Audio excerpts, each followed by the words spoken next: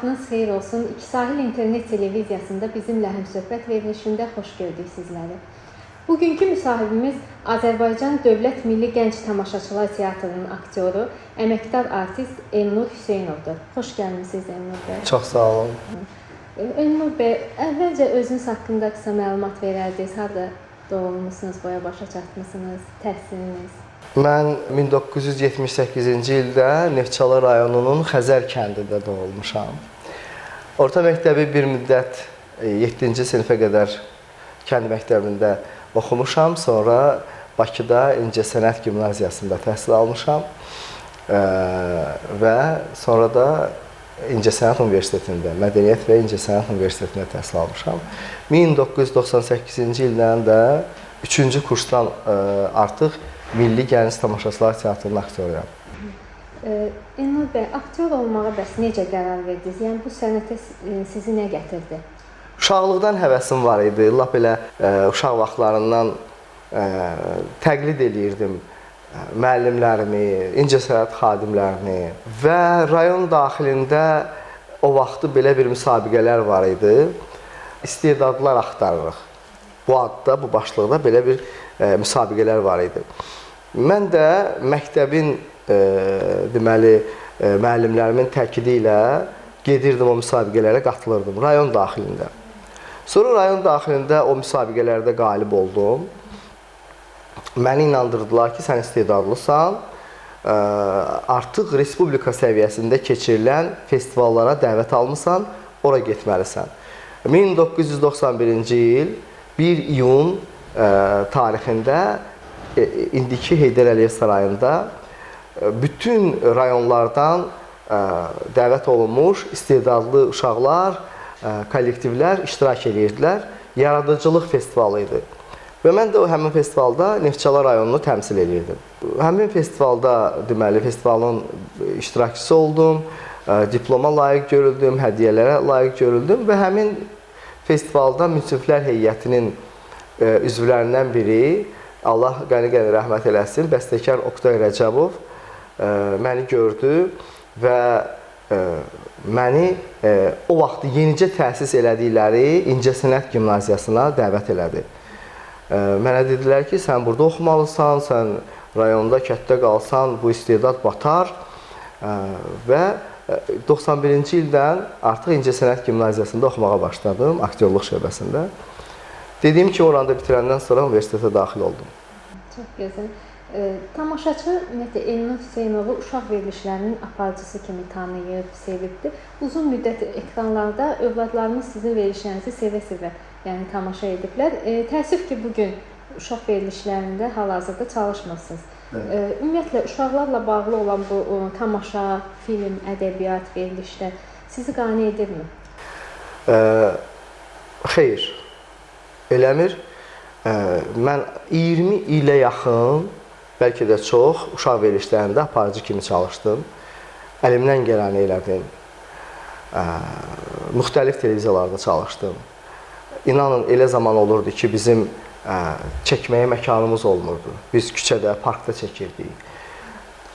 Tək ki, veriliş dayanmasın, tək ki, bizim bu başladığımız missiya dayanmasın. Amma artıq son illər, yəni sırf maliyyə məsələlərinə görə mən verilişdən çıxmalı oldum. Çünki nə qədər təmənnasız işləsəm də, bəzi məsələlər var ki, məndən asılı deyil, o maliyyəyə dayanır və o artıq mənim gücüm daxilində deyil. Ona görə mən üzülərək o verilişdən uzaqlaşdım. Amma indi teatrda çalışıram, bacardığım qədər yenə də harada bir uşaq tədbiri varsa orada çıxış eləyirəm. Bədii öz fəaliyyət kollektivləri yaradıb ona rəhbərlik eləyirəm. O uşaqların imkanlarından çıxış eləyərək tamaşalar təşkil eləyirəm. Yəni belə. Elnur bəy, aktyor sənətinin ən çətin tərəfi sizcə nədir? Yəni bir rol üzərində işləyərkən ən çox nəyə diqqət olunmalıdır? Rol üzərində işləyərkən? Əvvəla onu deyim ki, aktyorluq bir peşə deyil, bir həyat tərzidir. Bəli, bu peşəni seçən, aktyorluğu seçən gənc oğlanlar, qızlar bilməlidir ki, artıq yeni bir həyat tərzinə qədəm qoyurlar. Çünki çox çətin, çox məşəqqətli yollar gözləyir. O ki qaldı rolə hazırlaşarkən aktyor müşahidəçi olmalıdır, təhsilli olmalıdır, savadlı olmalıdır, mütaliəsi olmalıdır. Sonra bir də zəhmətkeş olmalıdır. Təhsil, müşahidə, bir də zəhmət. 100%-dən istedadın 20% ola bilər. Amma 80%-i məhz zəhmətə dayanır. Yaşlı və təcrübəli sənət adamlarının arasında gənc aktyorlar biraz inamsız özlərini hiss edirlər. Sizi ilhamlandıran, sizi sənətə ruhlandıran, yəni sizi özünüzə inamınızı artıran belə bir sənətkar olubmu, aktyor olubmu ki, siz ondan təsirlənmisiniz? Bəli. Mən xoşbəxtəm ki, orta məktəbdə oxuyandan, gimnaziyada oxuyandan, universitetdə oxuyandan və sonra da teatrda işləyəndən hər zaman qarşıma yaxşı insanlar çıxdı. Və ən çox da yaşlı insanlarla dost olmağa çalışırdım. Çünki onların təcrübəsini əks eləməyə çalışırdım.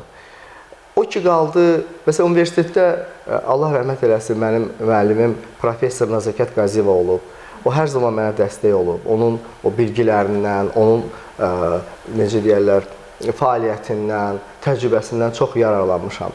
Sonra da teatra məni, bəli, bizim Respublikanın əməkdar artisti Loğman Kərimov dəvət edib. O zaman orada quruluşçu rejissor idi. Allah ona da can sağlıq versin. Yəni, hər zaman onlar mənə dəstək olublar. Təbii ki, mən biraz ümidsizliyə qapıla bilərəm, qorxa bilərəm. Amma onlar deyib, nədən qorxursa, biz sənin yanındayıq. Sonralar da artıq teatrın yaşlı, ümumiyyətlə gənc tamaşaçılar teatrında belə bir ənənə var. Artıq bizim 98 yaşımız olur və orada çox qəribə bir ənənə var. Gənclərə dəstək. Yəni, o kollektivə düşən gəncə hər zaman yaşlı nəsil dəstək verir. Öz təcrübələrini onlarla bölüşür. Heç zaman onların yolunu kəsmir. Və dediyim kimi, mən o teatra gələndən sonra da bizim mərhum Ağaxan Salmanlı, Yasin Qarayev indi bizim Allah can sağlığı versin, Respublikanın xalq artisti. Mənim, belə deyək, atam, mən ona atam deyirəm. Eyni zamanda yaxın dost hesab edirəm onu özümə və hər zaman fikirlərimi, problemlərimi onunla bölüşürəm indi. Və sonralar dediyim kimi, tək mənə yox, bax, bütün gənc aktyorlara hər zaman dəstək olub bizim yaşlı nəsil. Bugün, məsələn, indi bizdə ən yaşlı aktyorumuz Yasin Qarayevdir. Onun otağı hər zaman qapısı açıqdır. Süfrəsi hər zaman ruzili bərəkətlidir, qrim otağında. Və biz ora baba ocağı deyirik. Bütün gənc aktyorlar birinci tamaşa zamanı, tamaşadan əvvəl gəlib oranı ziyarət edirlər. Yasin müəllimlə salamlaşırlar, sonra gedirlər, paltarlarını geyinirlər, tamaşaya hazırlaşırlar. Yəni, bizim teatrda o problem yoxdur. Hər zaman bizə dəstək olublar, yaşlı nəsil. Səhnədə bəs elə unudulmaz, maraqlı bir hadisələr baş verirkən, hansı ki, aktyorlar onu hər dəfə xatırlayırlar, vurğulayırlar. Elə bir hadisə, yadda qalan, unudulmaz hadisə. İnanın, o qədər olur, amma indi bu dəqiqə xatırlamıram. Olur, məsələn, kiminsə pariki düşür, kiminsə şalvarı düşür, məsələn, olur da, yəni belə hallar olur. Yəni, biz artıq buna öyrəşmişik, adi baxırıq deyə, biz onu ötürə bilirik həmin vaxtı. Artıq o qədər öyrəşmişik. Yəni, istənilən bir vəziyyətdən biz orada çıxa bilirik, bəli. Hərdən mən sənət yoldaşlarıma deyirəm ki, biz xüsusi təyinatlı aktyorlarıq. Bax, yenə də deyirəm, yəni tərifləmək olmasın, gənc tamaşaçılar teatrının aktyorları elə bir, bizi elə yetişdiriblər ki, biz istənilən məkanda tamaşa oynaya bilərik. İstənilən məkanda, istər hansısa bir ticarət mərkəzində, molda, istər küçədə, bəli, heç bir problem yoxdur da. Yəni, bir dənə paltarımızı dəyişiklik eləyən kimi, bir parik qoyan kimi biz avtomatik orada oynaya bilirik. Yəni, o yaranan problemlər, ekstremal vəziyyətlər bizi qorxutmur və onu da deyim ki, tamaşaçı çox vaxt hiss eləmir orada nəsə problem yarandı. Əvvəla olmur elə şeylər, yəni nadir hallarda da. Olanda tamaşaçı hiss eləmir, elə bir ki, elə belə də olmalıdır. Bəli, o da böyük ustalıq tələb edir aktyorlar. Bəli. Elnur bəy, bəs hansı sahə sizin imkanlarınızdan daha çox istifadə edib? Teatr, film yoxsa serial? Teatr. Teatr, amma onu da deyim ki, mən televiziyaya da çox əməl sərf elədim. Yəni, heç bir aparıcının eləmədiyi mizanlarımı deyək, hərəkətlərimi deyək, mən çəkinmədən eləyirdim mən öz verilişimdə. Yəni məsələn ola bilər bəzi aktyor özünə sığışdırmaz ki, məsələn burada bığ yapışdırsın, nə bilim saçından nəsə belə sallansın, quyruq qoysunlar ona məsələn. Amma mən sırf uşaqlar üçün maraqlı olsun deyə onların hamısını elədim. Dombalaq da açdım, süründüm, əllərimin üstündə də gəzdim, amma sırf uşaqlar üçün maraqlı olsun deyə onu elədim. İnanın, məsələn, ola bilər ki, məni çox uşaq tanımır. Nə mənada? Mən hər zaman efirə çıxanda obrazla çıxmağa çalışdım. Yəni o günün mövzusuna uyğun olaraq. Əgər tənbəllikdənsə hər dəfə bir mövzu qoyurduqda, bu gün tənbəllikdirsə, mən özümə belə qarın qoyardım, ondan sonra belə başıma papaq ya parik qoyardım ki, bu bir obrazdır, tənbəlin obrazı. Və yaxud əgər vətənpərvərlikdən, cəngavərlikdən söhbət gedirsə, mən orada bığ qoyardım, belə cəngavər paltar geyinərdim. Normal həyatda məni öz qiyafəmdə görəndə bəzən tanımırlar. Hə, tanışlıq verəndə ki, həmin aparıcıyam, osuz, ay, biz həmişə o verilişə baxmışıq və inanın mənim ürəyim dağa dönür. Mən hər zaman o hərəkətləri eləyəndə, o mizanları eləyəndə düşünürdüm ki, illər keçər, kimsə mənim qarşıma çıxar, bu sözü mənə deyər və mən özümü o zaman xoşbəxt hesab eləyəcəm. Yəni Elnur, bunu unutma. Bugün məsələn bir qazi mənə yaxınlaşır, tanıyanda da deyir ki, biz sizin verilişlərinizlə böyümüşük, biz sizin verilişlərinizə baxırdıq. Bir kuryer gəlib, yəni biz bir yemək sifariş eləmişdik. Dedim, mən sizi tanıyıram, hətta mən sizin verilişinizin qonağı olmuşam. Ay, nə gözəl. Bir də görürsən, məsələn, bizim teatrda gənc aktyorlardan kimsə gəlir, yeni bir aktyor. Müəllim, mən bilirsiniz kimsən? Yadınıza gəlir, məsələn, 2006-cı ildə, 2007-ci ildə mən sizin verilişinizin qonağı olmuşdum. Ay, onda sevinirəm, yəni. Və düşünürəm ki, mən hər zaman elə bunun üçün çalışmışam. Elnur bəy, son illərin uğurlarına nəzər salmaq istərdim. Son illər, yəni son bu 5 il müddətində hansı uğurlarla yadda qalıb, istər teatrda, istər kinoda? Deyim sizə, teatrda bizim işimiz çoxdur, həddindən artıq. Demək olar ki, qoyulan bütün tamaşalarda əsas rollardan birini ifa edirəm. Teatr uğurlarımı yəni qeyd eləmək istəmirəm, çünki o mənim artıq bilavasitə işimdir, əsas iş yerimdir və kifayət qədər mətbuatda, efirdə bu işıqlandırılıb və indi şükürlər olsun ki, bizim tamaşalarımız canlı yayımlanır mədəniyyət kanalı ilə. Bu çox gözəl bir işdir. Mən o televiziyanın qonağı olanda təşəkkürümü bildirdim onlara. Canlı yayımlanır və sonra bu tarixin yaddaşına köçürülür həmin o tamaşalar. Sonra növbəti günlərdə nə vaxtsa yenidən efirə verilə bilir. O ki qaldı film fəaliyyətimə. Mən 2018-ci ildə Son İclas filmi çəkildi. Cümhuriyyətimizin 100 illiyi ilə bağlı. Həmin filmdə mən Məhəmməd Əmin Rəsulzadə obrazını canlandırdım və çox uğurlu bir film oldu. Deyim sizə, indi hər il may ayı, 28 may günü və yaxud başqa əlamətdar bir günlərdə o film nümayiş olunur və mən sevinirəm ki, o film çox uğurlu oldu. Ondan sonra müxtəlif, belə deyək, qısa metrajlı filmlərə çəkilmişəm, sonra seriallarda rol almışam. Amma ən uğurlu filmlərimdən birini keçən il 25-ci ildə deməli Yaponiya kino işçiləri Azərbaycanda film çəkirdilər. Onların məşhur bir serialı var. Həmin serialın deməli bu dəfəki bu mövsüm buraxılışı Azərbaycanla bağlı. Daha doğrusu indi mən ssenari barədə çox məlumat vermək istəmirəm. Mücərrəd bir deməli ssenari idi. Mən detallara varmaq istəmirəm. Yəni onların belə bir adəti var ki, bir il məsələn Monqolistanda çəkirlər, bir il Dubayda çəkirlər. Bu il də Azərbaycanda çəkmişdilər. Azərbaycan ən tarixi yerlərində çəkilişlər getdi və mən o filmdə deməli əsas qəhrəmanın köməkçisini oynayırdım. Bir neçə gün çəkilişlər burada oldu Azərbaycanda. Bir təxminən 15 gündə Yaponiyada biz çəkilişləri davam elətdirdik. Çox, necə deyim, tarixi bir günlər idi mənim üçün. Əlamətdar günlər idi, unudulmaz bir günlər idi. Yaponiya kino işçilərinin o təcrübəsini görmək, o təcrübədə, o prosesdə iştirak eləmək, o mühiti görmək mənim üçün unudulmaz günlər idi. Və mən gələndən sonra həmkarlarıma dedim ki, danışdım bu barədə və dedim ki, mən onu bir ömür boyu unutmaram və bacardıqca əhatəmə onu danışacağam və onları da o sistemə cəlb etməyə çalışacağam. Ciddilik, məsuliyyət, vicdanla işinə yanaşmaq onların əsas meyarıdır. Yəni, hesab edirəm ki, inşallah indi film yəqin ki, oktyabrda efirə çıxacaq və dünya, belə deyək, sosial şəbəkələrində bu yayımlanacaq yəqin ki. Yəni, belə uğurlu fəaliyyətimiz olub ötən illər. Elnur bəy, Məhəmməd Əmin Rəsvadəroğlu barədə danışdınız. Ümumiyyətlə, bu rolu canlandırmaq sizin üçün necə bir hiss idi? Hansı hissləri yaşadınız? Çox məsuliyyətli bir anlar idi. O casting prosesində belə inamsız getmişdim.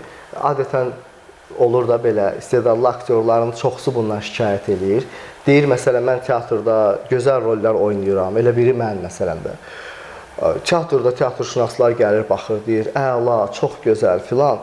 Amma nədənsə film sayəsində, film rejissorları, kino rejissorlar o teatrda uğur qazanan aktyorların istedadını çox görmürlər. Sanki elə bir kino aləminə qapılırlar, onu görmürlər. Bu problem indi olmayıb, həmişə də olub bu problem. Bir 50 il bundan əvvəl də olub. Məsələn, deyək ki, Məşədibat filminə Əliağa Ağayev və onun hambalını bizim teatrın aktyorlarını dəvət edir. Əliağa Ağayev və həmin o rolü oynayan aktyor bizim deməli aktyorumuz olub. Gənc Tamaşaçılar Teatrının aktyoru olub. Və onlar gəlib, rejissor gəlib, deməli Hacı Qəmbər tamaşasına baxıb, oradan görüb, bəyənib və həmin onları filmə dəvət edib. Yəni, biraz sanki rejissorlar, kino rejissorları teatr tamaşalarına çox baxmırlar. O ki, qaldı indi dediyiniz o suala cavab olaraq deyim ki, o castingə mən biraz ürəksiz getdim. O qədər castinglərə getmişik, mən keçməmişəm. Amma getdim, orada iştirak elədim, heç bilmirdim mən hansı rolu oynayıram. Təxminən mənə dedilər ki, bax, belə bir roldur, sözü bir 10 dəqiqə, 15 dəqiqə vaxt veririk, əzbərləyin, keçin kameranın qarşısına, o həmin monoloqlarından bir hissəni. Və mən çıxış elədim, dedilər ki, gedə bilərsiniz, çünki orada həddindən artıq aktyor çox idi. İndi kim seçiləcək bilinmir. Üstündən, bilmirəm, bəlkə bir həftə, 2 həftə keçdi, gördüm mənə zəng gəldi ki, sizi dəvət edirik ofisə, yaxınlaşın, siz o rolə təsdiq olunmuşsunuz. Sevincimin təbii ki, həddi hüdudu yox idi, amma eyni zamanda məsuliyyət var idi və qürur verici idi, eyni zamanda məsuliyyət hissi var idi məndə və mən həmən artıq başladım Məhəmməd Əmin Rəsulzadə haqqında araşdırmalar aparmağa. Düzdür, filmin də orada məsləhətçisi var idi, o mənə çox kömək elədi və mən aktyor süzgəcimdən keçirərək, rejissorun mənə göstərişləri ilə o cür bir obraz yaratmağa çalışdım. Çox gözəl. Hazırda Milli Gənc Tamaşaçılar Teatrında vəziyyət necədir? Yəni, bildiyimiz qədərilə bir neçə tamaşanın məşqləri gedir hal-hazırda. Bəli, hal-hazırda təxminən bir 5 tamaşanın məşqi gedir. Mən hal-hazırda Hacıqara tamaşasında oynayıram, Hacıqara rolunu.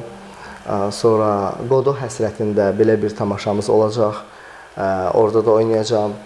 Sonra evlənmə, Qoqolun məşhur evlənmə əsəri olacaq, orada da deməli rol almışam.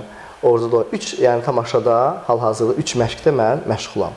Amma eyni zamanda repertuarda olan tamaşalarda hər həftənin şənbə, bazar günləri gündüz uşaq tamaşaları oynayırıq, axşam da böyüklər üçün tamaşalar oynayırıq.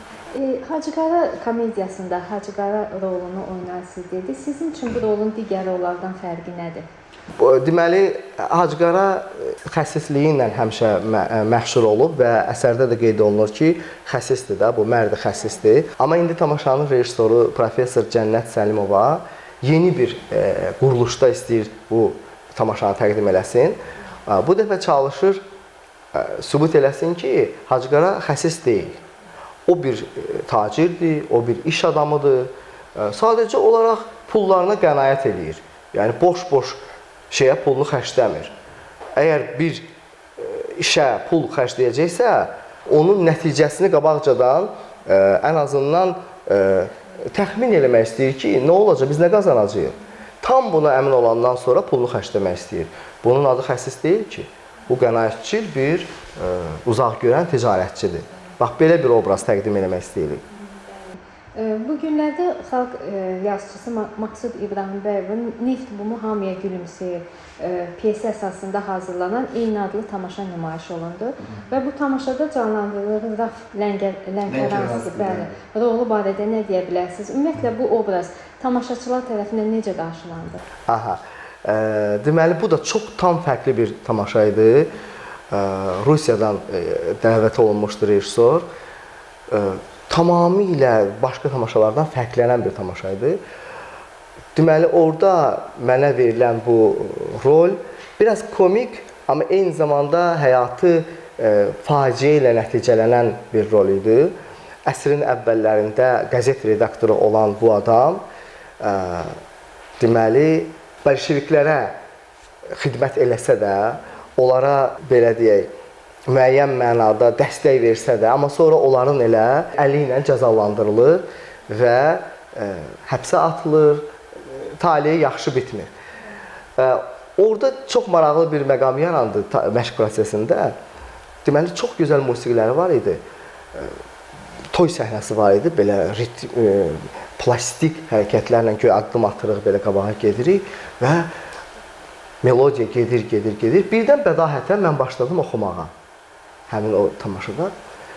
Vəfa hər kimsədən kim istədim, ondan cəfa gördüm. Kimi kim bir vəfa dünyada gördüm, bir vəfa gördüm. Ey dost, eyb qılma, üz çevirsəm əhli aləmlə. Bu cür başladım oxumağa, rejissorun çox xoşu gəldi.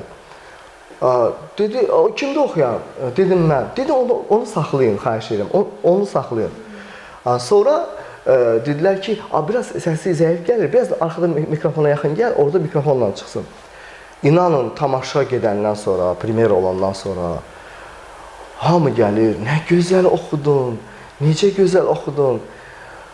Və o tamaşanın demək olar ki, ən maraqlı yerlərindən biri o toy səhnəsi oldu və mənim də ifam ora bir qatqıda oldu, xüsusi rəng qatdı və gördüm ki, hətta Maqsud İbrahimbəyov adına Mədəniyyət Mərkəzi, o ev muzeyi onu öz səhifəsində paylaşıb, məhz həmin yeri.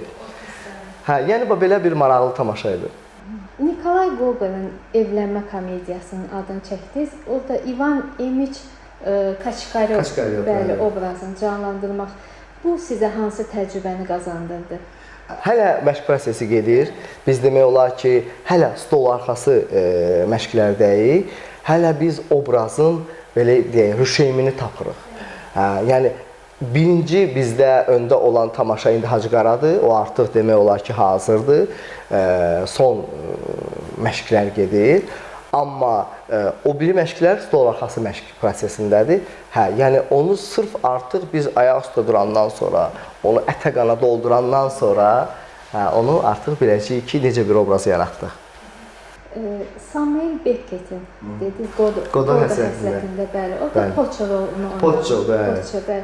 Biraz da bu rol barəsində qısaca məlumat verərdiniz. Bu obraz sizə hansı hisslər oynadı? O deməli, tamaşamız da indi hələ stol arxası deməli, mərhələdədir, məşq prosesindəyik. Çox maraqlı bir roldur o. Deməli, o vaxtilə imkanları olmuş, amma sonra bütün imkanlarını itirmiş bir iş adamı, vəzifə sahibi, varlı bir adamı canlandırıram. Amma eyni zamanda heç nəyi yoxdur, amma qürurunu saxlayıb, səhralıqda çox qəribə, eksentrik bir tamaşadır. Belə deyək, inanılmaz bir əsərdir. Çox maraqlı bir aktyor üçün imkanlar var həmin əsərdə.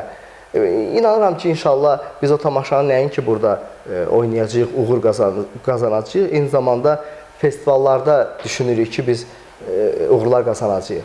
İnşallah hazır olanda tamaşamız, mən sizi dəvət edəcəm. Çox sağ olun. Məmnuniyyətlə gələrik. Elnur bəy, ümumiyyətlə dünya klassiklərinin əsərləri bizimkilər kimi eyni sevgi ilə, eyni maraqla qarşılanırmı tamaşaçı tərəfindən? yozumuna baxır. Baxır, rejissor onu necə yozur, necə quruluş verir. Bəzən olur ki, bəli, olmur. Yəni, tamaşaçı onu qəbul eləmir. Bu da tamaşaçının mütaliəsinə baxır, dünya görüşünə baxır. Tamaşaçılarımız nə qədər savadlı, nə qədər mütaliəni çox eləsələr, onda həmin klassik əsəri görmək istəyəcəklər və onu o cür qəbul edəcəklər. Amma məsələn, düşünək ki, 20-ci əsrin əvvəllərində bizim o mütəfəkkirlərimiz, dramaturqlarımız təbdil edirdilər. Məşhur əsərləri götürürdülər, Azərbaycan sayağı, Azərbaycanlaşdırırdılar, bəli. Bəzən adları filan dəyişirdilər və onu Azərbaycanlaşdırırdılar, doğmalaşdırırdılar. Onu da tamaşaçı qəbul edirdi. Məsələn, bir neçə gün bundan əvvəl 3-cü Richard tamaşasını oynadıq, Shakespeare-in.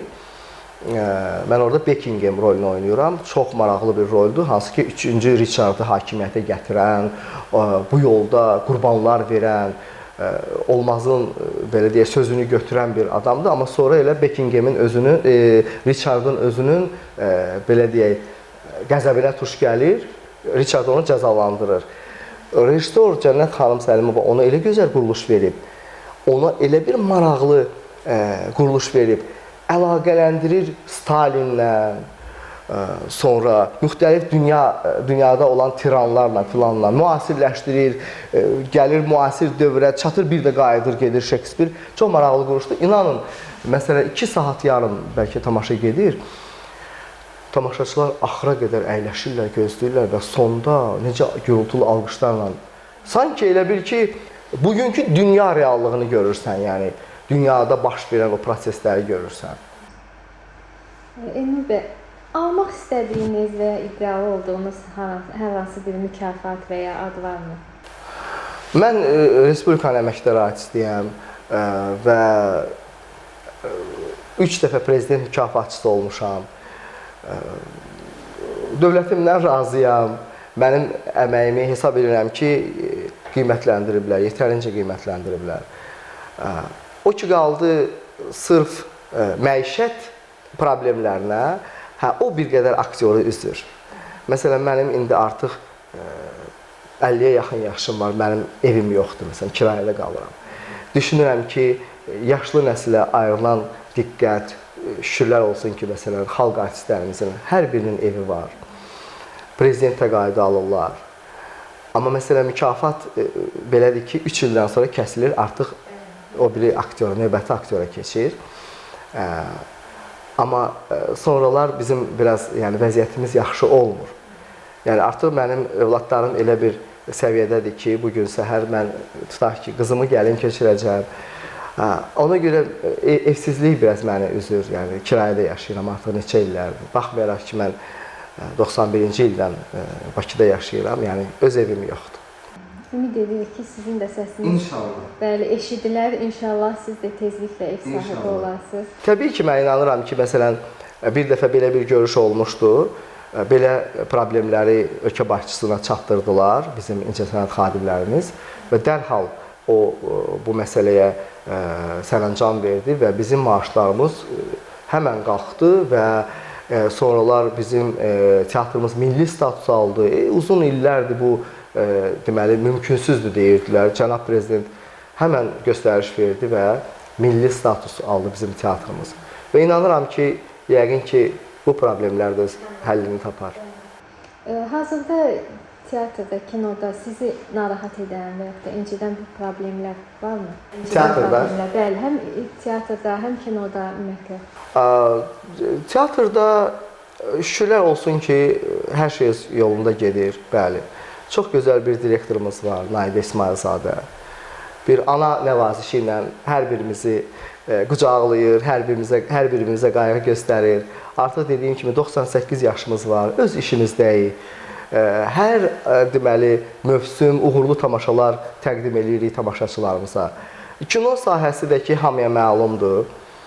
Yəni çəkilişlərimiz bir qədər azdır. Məsələn, aktyorlarımız çoxdur, özü çox gözəl aktyorlarımız var. İstəyərdim ki, kino çəkilişləri daha çox olsun, aktyorlar ora yönəlsin.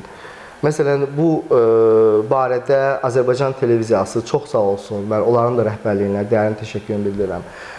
Çox aktivdirlər.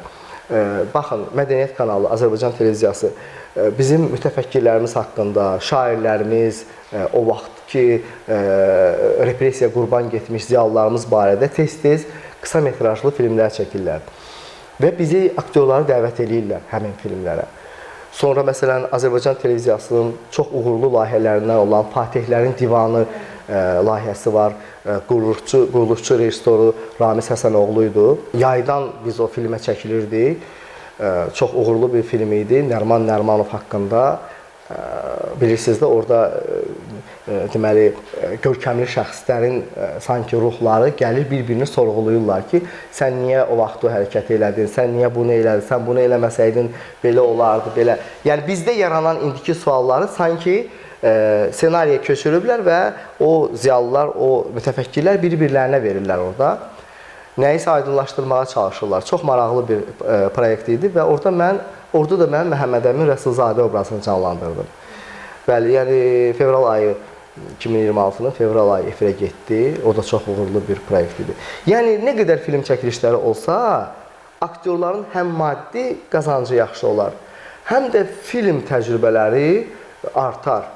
Yəni məsələn bizim müəllimimiz Həmidə Ömərova universitetdə bizə həmişə deyirdi ki, mənim əzizlərim, mənim də müəllimim Rusiyada oxuyanda, mənim də müəllimim mənə deyərdi ki, Həmidə, get filmlərə çəkil, heç bir filmdən imtina eləmə, nə qədər kamera qarşısında olsan, sənə təcrübə qazandırır. Qoy zəif film olsun, amma hamı desin ki, zəif film idi, amma sən çox gözəl oynadın. Sən işini peşəkarlıqla yerinə yetir. Hər film çəkilişi sənə təcrübə qazandırır. Yəni arzu eləyərəm ki, bizdə də filmlər çox çəkilsin. Elnaz bəy, parodiya ilə aranız necədir? Dediyim kimi, mən əvvəllər parodiya ilə məşğul idim. Bizim məşhur aktyorları, aktrisaları, müğənniləri parodiya edərdim. Sonralar artıq teatra işə düzələndən sonra qərara gəldim ki, elə mənim teatrda oynadığım rollarda mən bunlardan istifadə edə bilərəm. Və bugün yaratdığım obrazlarda, məsələn, müşahidə elədiyim, mənim o yaddaşımda olan hansısa bir tipi, personajı köçürə bilirəm səhnəyə. Səsi ilə, sonra danışığı ilə belə və o da çox uğurlu alınır. Çox gözəl. Aktyor olmaq istəyən gənclərə sözünüz nə olardı, məsləhətiniz? Dediyim kimi, öncə bilsinlər ki, bu bir peşə deyil, bu bir həyat tərzidir. Baxın, elə bir həyat tərzidir ki, bəzən evladın ağır vəziyyətdə olur, evdə şəraitin yaxşı olmur, nəsə vacib, çox vacib bir ailə məsələn olur, amma sən yenə də işində olmalısan, yenə də məşqində, tamaşanda olmalısan. Buna görə səni qohumların qınayır, buna görə səni ailə üzvlərin qınayır, sən bugün burada olmalıydın, bu toyda iştirak eləməliydin, bugün sən bu yasda iştirak eləməliydin. Amma onlara anlata bilmirsən ki, bu mənim işim elə bir işdir ki, mən buradan heç cür çıxa bilmirəm. Bu hərbi işdir, sanki bir hərbi işə bənzəyir. İnanın, istənilən vaxt səni çağıra bilərlər. Yəni, bəli, sən məşqdə olmalısan.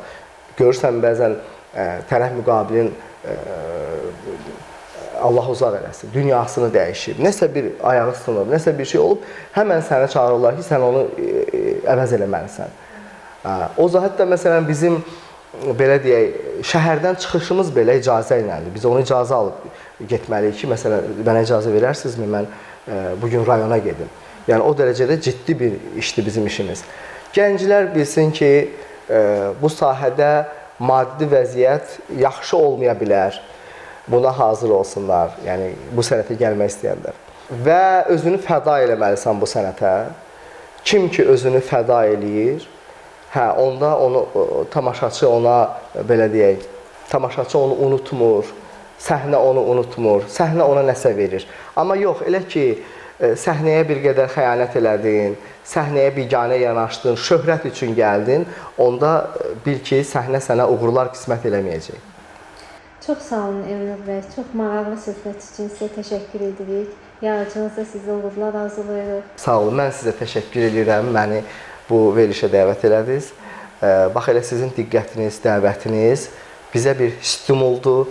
Biz hiss eləyirik ki, bizim fəaliyyətimizi görürsüz və belə işıqlandırmağa çalışırsınız. Təşəkkür edirəm. Çox sağ olun. Belə xatırladım ki, verilişimizin bugünkü qonağı Azərbaycan Dövlət Milli Gənc Tamaşaçılar Teatrının aktyoru, əməkdar artist Elnur Hüseynov idi. Sağ olun, gələn görüşlərə də.